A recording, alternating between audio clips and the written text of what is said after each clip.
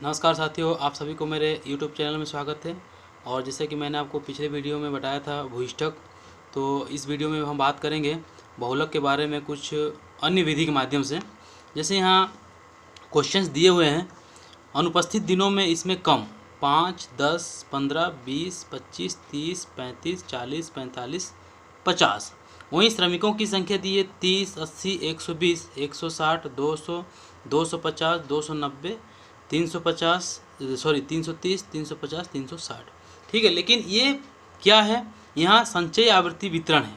ये जो प्रक्रिया दी, क्वेश्चन दिया गया है, ये संचयी आवृत्ति वितरण है। इसे हम साधारण आवृत्ति वितरण में बदलेंगे, उसके बाद आवृत्ति का सामूहिकरण ज्ञात करेंगे। देखिए यहाँ पर उसे साधारण आवृत्ति में कैसे बदला जाता है। ठीक है, तो जिस तरह से मैंने आपको बताया, ये देखिए यहाँ दे दिया गया है पद और ये आवृत्ति। यहाँ पर इसे पद बोलेंगे, इसे आवृत्ति। तो पद को हम साधारण तरीके से कैसे बदला गया, 5 से 10, 10 से 15। तो यहाँ पर कर दिया गया 0 से 5, 5 से 10, 10 से 15, 15 से 20। ठीक, ये देखिए 20। इस तरह से पूरा क्वेश्चंस को लिख दिया गया है।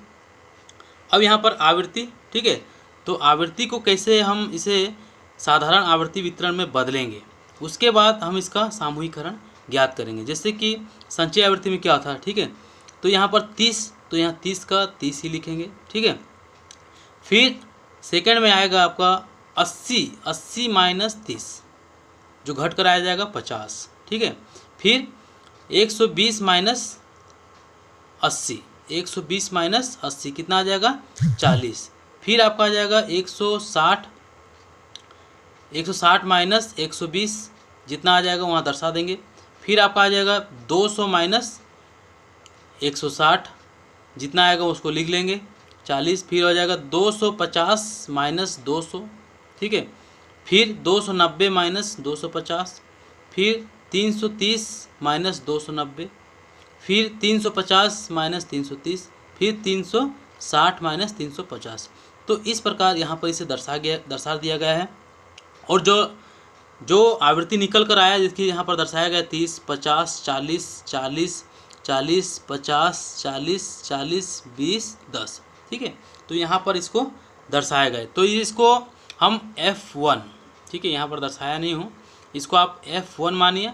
ये F2, ये F3, ये F4, ये F5, ये हो गया आपका F6। यहाँ तक आपको समझ में आया?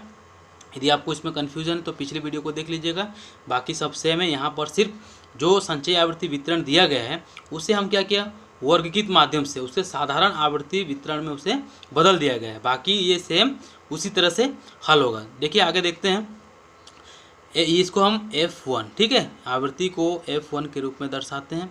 फिर ये आपका हो जाएगा F2, जहाँ पर 2 का जोड़ा बनता है, जहाँ पर ये 2 का जोड़ा में 30 और 50 को जोड़ देंगे तो 80, 40, 40 को जोड़ेंगे तो 80, फिर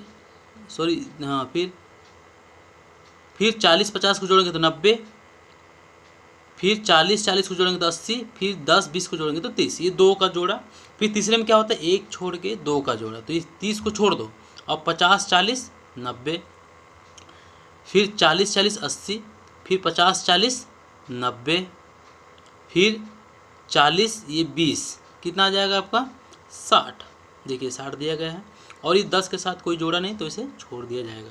तो मैंने आपको बताया था ना, F2 में 2 का जोड़ा, F3 में 1 छोड़ के 2 का जोड़ा, अब F4 में 3 का जोड़ा। तो ये 30, 50, 40, इसको 3 का जोड़ा लेंगे, कितना आ जाएगा 50, 30, 80, 80, 40, 120, इतना आ रहा है। ठीक है, फिर 40, 40, 80, 80, 50, 130, इतना आया 3 का जोड़ा में। फिर आपका 40, 40, 80, 80, 20, 100, ये 100 आया। इसके साथ कोई जोड़ा नहीं है, इसको छोड़ दिया जाएगा। फिर F5 में 1 छोड़ के 3 का जोड़ा, ये 30 को आप छोड़ो, अब 3 का जोड़ा 50, ये 40, कितना हो जाएगा 90, 90, 40, 130। देखिए यहाँ दर्शाया है। ठीक है, फिर यहाँ पर 40, 50, 90, 90, 40, 130, फिर से 130 आया। ठीक, फिर यहाँ पर 3 का जोड़ा 40, 20, 10, 70। ठीक, अब F6, जहाँ पर 2 छोड़ के 3 का जोड़ा, जहाँ पर 2 छोड़ के 3 का जोड़ा, तो यहाँ पर ये 30 और 50 को छोड़ दिया जाएगा। अब यहाँ पर 3 का जोड़ लो, 40 40 80 120, देखिए यहाँ दर्शाया ना, ठीक है।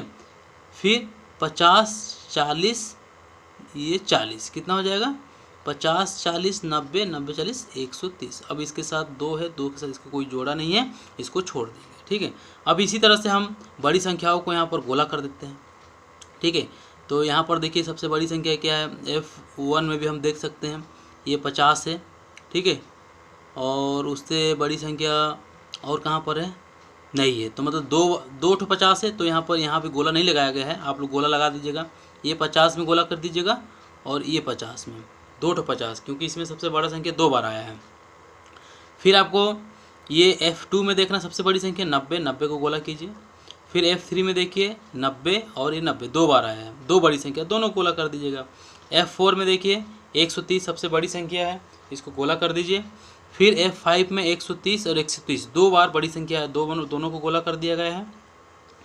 फिर F6 में 130 आया है, तो इसको भी गोला कर दिया। हमने बड़ी संख्याओं को यहाँ पर गोला कर दिया। अब ये देखना है कि जो गोला की गई संख्या है किसको किसको जोड़ने पर वो संख्याएं आया हुआ है। फिर उसके जो सामने का जो पद वर्ग जो हम बनाए हैं 0 से 5, 5 से 10, 10 से 15, फिर उसकी हम संख्या को गिनती करें, जहाँ पर विश्लेषण सारणी एक हल कर देते हैं, ठीक है। जैसे कि यहाँ पर बना हुआ है विश्लेषण सारणी, तो यहाँ लिख देंगे 1 2 3 4 5 6, ठीक।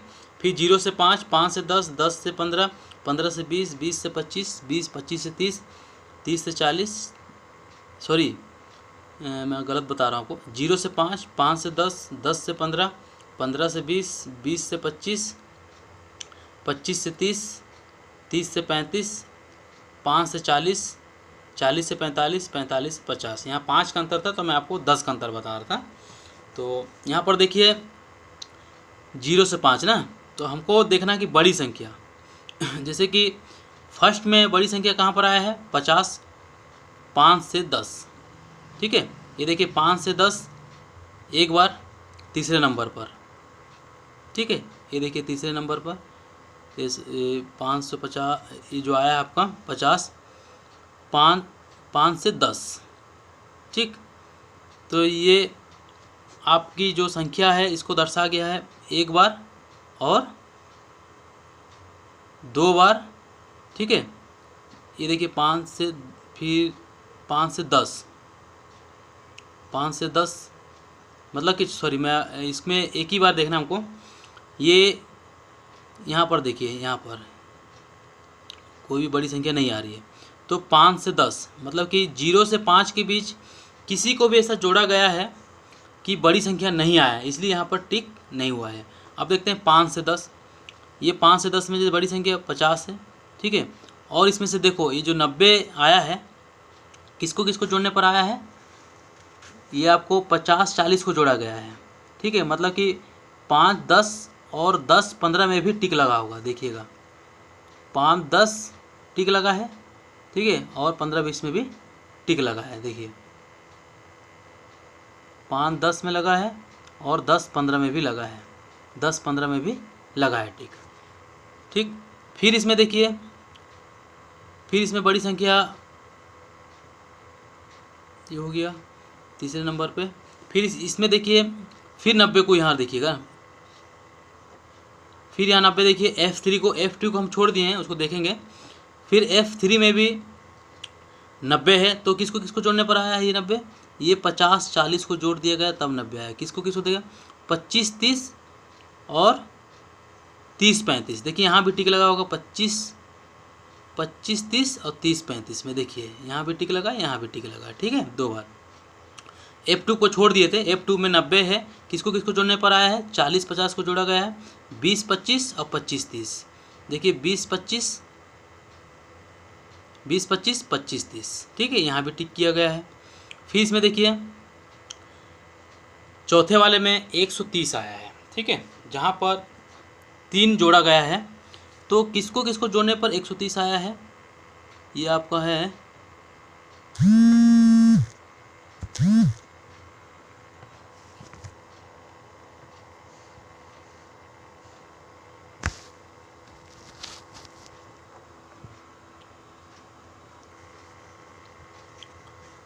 तो यहाँ पर देखिए ये फिर चौथे वाले में 130 आया जो 3 का जोड़ा बना है, जैसे कि 1 2 3, ये 40 40, ठीक है, 80 80 50 130, ये 40 40 50, मतलब 20 25 30 इसको जोड़ा गया है, ठीक है। 15 से 20, 20 से 25, 25 से 30, देखिए यहाँ भी टिक होगा, 15 से 20, ठीक है, 25 से 20 से 25 और 25 से 30, यहाँ भी इसको टिक कर दिया गया है। तो इसी प्रकार से संख्याओं को देखते हैं। फिर इसमें F5 में देखिए 1 छोड़ के 3 का जोड़ा, तो 130 आया, 130 आया, किसको किसको जोड़ने पर आया है, 50 40 30, तो 130 बना है, ठीक है। तो इसमें देखिए 5 से 10, 10 से 15 और 15 से 20, यहाँ पर टिक किया गया होगा। 5 से 10 में एक टिक हुआ है, ठीक है, 10 से 15 और 15 से 20, तो इसमें भी टिक कर दिया गया है। फिर देखिए ये 130 किस में आया है, फिर 50 30 40, फिर 40 50 40 50 40, जहाँ पर 20 से 25, 25 से 30 और 30 से 35, देखिए इसको भी टिक कर दिया गया यहाँ पर, ठीक है। 20 से 25, 25 से 30 और 30 से 35। फिर उसी प्रकार F6 में देखिए 130 आया है, यहाँ पर 2 छोड़ के 3 का जोड़ा था, तो ये 2 को छोड़ दिया जाए, 1 2 3, फिर 50 को जोड़ा गया है, 40 को जोड़ा गया है, 40 को जोड़ा गया है, ये 50, देखिए 20 से 25 20 से 25 से 30, 30 से 35 और 35 से 40, यहाँ पर भी टिक कर दिया गया है। ये देखिए 20 से 25, 25 से 30, 30 से 40, ठीक है। तो इसी प्रकार इसमें टिक कर दिया गया। अब इसमें देखना है कि जो पद वर्ग, ठीक है, किसकी आवृत्ति अधिक बार आया हुआ है। तो यहाँ पर देखिए ये काउंट कर दिया गया योग में। तो सबसे अधिक आवृत्ति ये जो 5 है ना, ये देखिए 25 से 30, 25 से 30 सबसे अधिक बार आया है, 5 बार।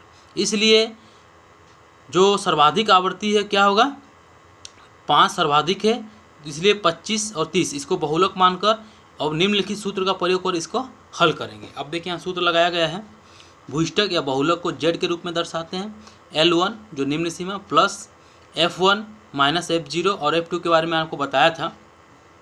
जैसे कि हमारी जो बहुलक आया है क्या आया है, 25 से 30, ठीक है, ये 25 से 30 देखो, ये है आपका 25 से 30, ठीक है।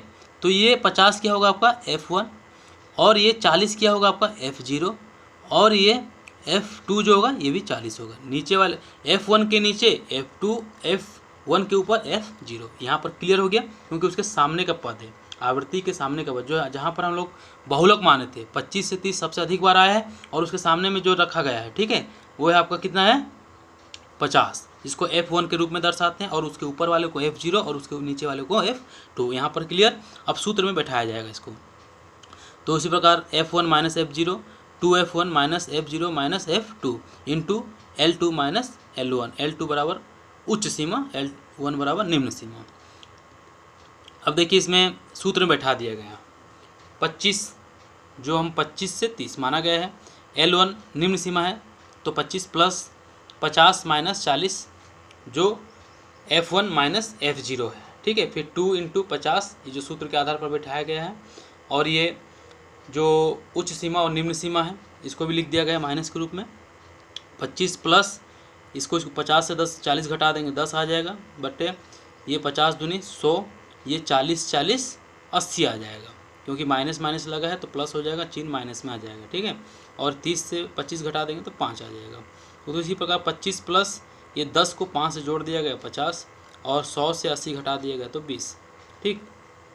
तो उसी प्रकार 20 को 50 से भाग दे देंगे तो कितना आएगा 2.5, 25 प्लस 2.5 इसको जोड़ देंगे तो कितना आ जाएगा 27.5। इस प्रकार आपका उत्तर बहुलक निकल आया। तो ये थोड़ा डिफ़िकल्ट है क्योंकि इसमें साधारण आवृत्ति के रूप में इसे बदलना पड़ा, क्योंकि इसमें संचय आवृत्ति के रूप में दिया गया था, जहां हमें उसे साधारण आवृत्ति के रूप में बदल कर हल करते हैं, ठीक। तो ये आपका बहुलक कंप्लीट हुआ। इसी तरह हम परमाणु विचलन भी लेकर आएंगे अगले वीडियो में और आप इसी तरह देखते रहिएगा।